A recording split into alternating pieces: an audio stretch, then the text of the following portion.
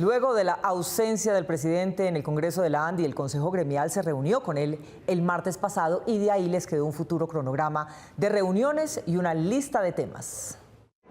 El primer resultado del encuentro que sostuvo el martes pasado el presidente Gustavo Petro con el Consejo Gremial Nacional, que agrupa a más de 30 sectores de la producción, es una reunión que sostendrán este lunes 4 de septiembre en Cali, los empresarios con altos funcionarios del gobierno y las fuerzas militares para buscar soluciones que frenen la ola de inseguridad que se vive en el país. Vamos a arrancar con una reunión del próximo lunes que yo diría es como un primer resultado de esta aproximación que tuvimos con el presidente y de la receptividad que tuvo nuestra solicitud. En la reunión, que duró cerca de 3 horas, los gremios ahondaron en el aumento de la inseguridad que enfrenta el país y las implicaciones económicas que esto puede tener. Yo creo que el presidente no solamente es consciente de que hay un problema, sino que hay un deterioro en la percepción de seguridad a nivel territorial, y el énfasis nuestro fue en decirle eso tiene además unas implicaciones económicas. Los empresarios enfatizaron al presidente la celeridad de medidas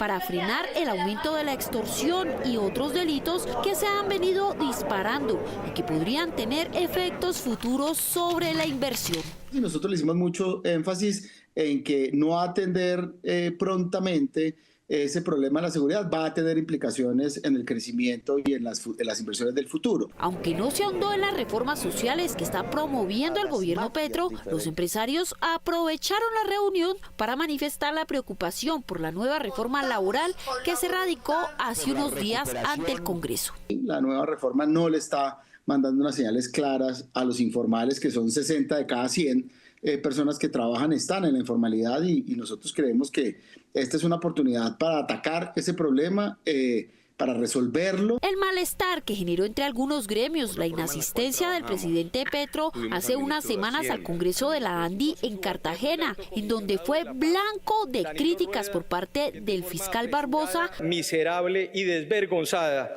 No se tocó en esta reunión. Esa pregunta hay que hacérsela a los gremios que sienten que ha habido, digamos, asperezas. La realidad es que fue una reunión cordial. Pese a que algunos gremios aseguraron que este encuentro generó una desazón porque no hubo acuerdos concretos, el presidente del Consejo Gremial señaló que con las reuniones que inician la próxima semana se ven los primeros resultados.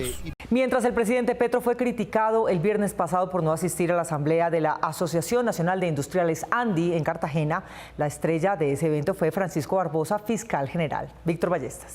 Mónica, Barbosa hizo un discurso de 25 minutos en el que el centro de sus ataques fue el presidente Petro y el eje de sus elogios el empresariado que lo había invitado.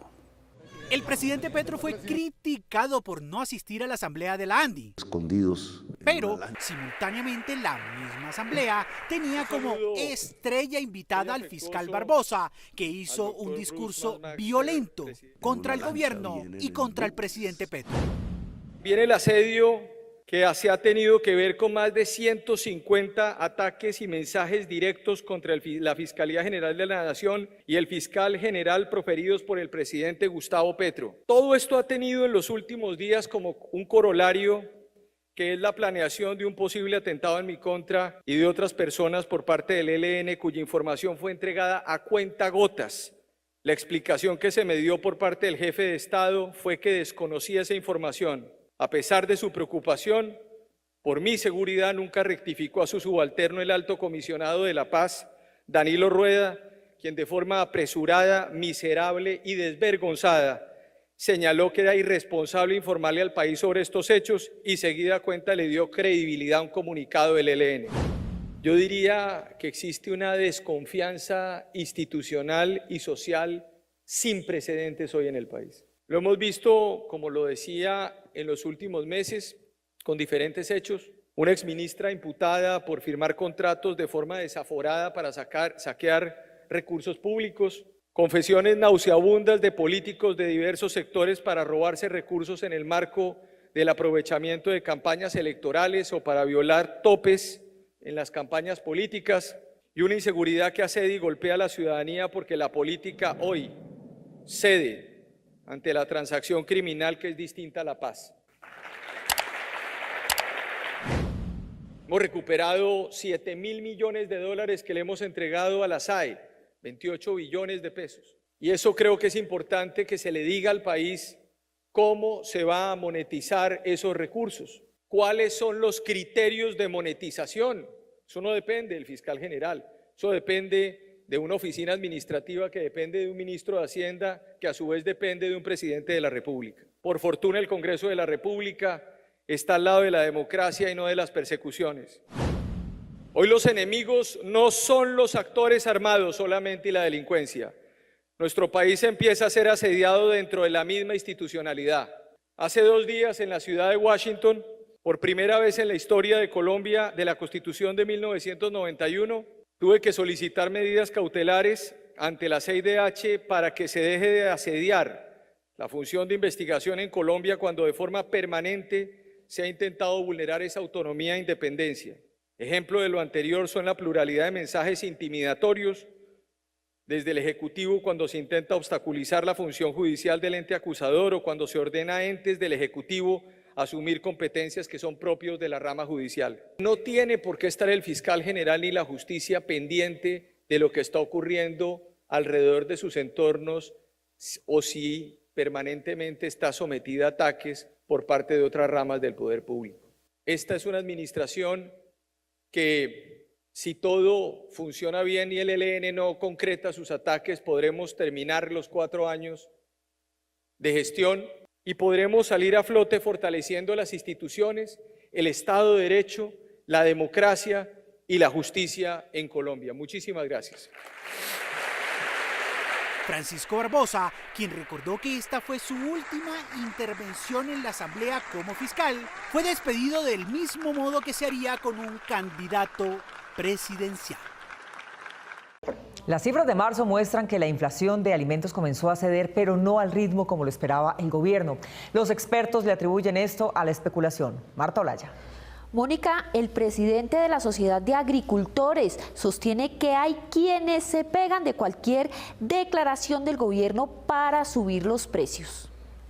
La próxima semana se reunirán los empresarios con el equipo económico del gobierno para analizar un plan de choque que permita reducir rápido el precio de los alimentos que, aunque empezaron a bajar en marzo, aún siguen impulsando la inflación al 13,34% anual, mientras que la mensual fue de 1,05%. Tras conocerse estas cifras, el mismo presidente Gustavo Petro, a través de su cuenta de Twitter, pidió a los empresarios ayudar con este propósito. La inflación de los alimentos de los hogares de ingresos bajos y los productos de la agroindustria continúa en descenso. Hemos acordado con los empresarios diseñar e implementar medidas para la reducción de los precios de los alimentos. Por eso están de escasez de cosecha pailas, no llega. Para la Sociedad de Agricultores de Colombia, el incremento en el costo de algunos alimentos obedece, entre otras cosas, a los altos precios de los fertilizantes, $1 por encima de los 4.000 pesos y los fenómenos climáticos como las lluvias que afectan algunos cultivos. Sin embargo, el gremio destaca que los hogares tienen la opción de sustituir productos, ya que no es generalizada el alza en los precios. Hay unos que han bajado, que son de los que más consumen los colombianos. Por ejemplo, ahí está el pollo, por ejemplo, ahí está la yuca para consumo en el hogar, por ejemplo, ahí también está la papa. Y hay otros productos que, si bien subieron menos de lo que es la inflación total de alimentos, como es el caso del arroz, la carne de cerdo y también está allí la carne de res. Asimismo, la Sociedad de Agricultores instó al gobierno a controlar la especulación que se podría estar dando en algunos casos. No faltará quien entonces se coja de cualquier declaración o anuncio del gobierno para decir que los precios suben. Y yo creo que ahí el gobierno, como lo hemos dicho desde el año pasado, tiene el mecanismo de la libertad vigilada y es hacerle seguimiento a los canales de distribución, porque hay una gran distancia entre el costo de producir y lo que vende el productor a lo que le llega al consumidor. Hay un cartel de intermediarios en el campo que modulan por celular. A los 2 minutos ya saben cuántos viajes hay en el martillo y entre ellos saben a cómo vendió el uno, a cómo vendió el otro. Entonces suben, bajan. Esa es la situación que se está manejando así. Lo cierto es que hay productos por los que los consumidores pueden sustituir los que están caros, es decir, comprar los que están en cosecha, por lo que controlar los precios, como lo piden algunos sectores, podría generar escasez de alimentos y más inflación.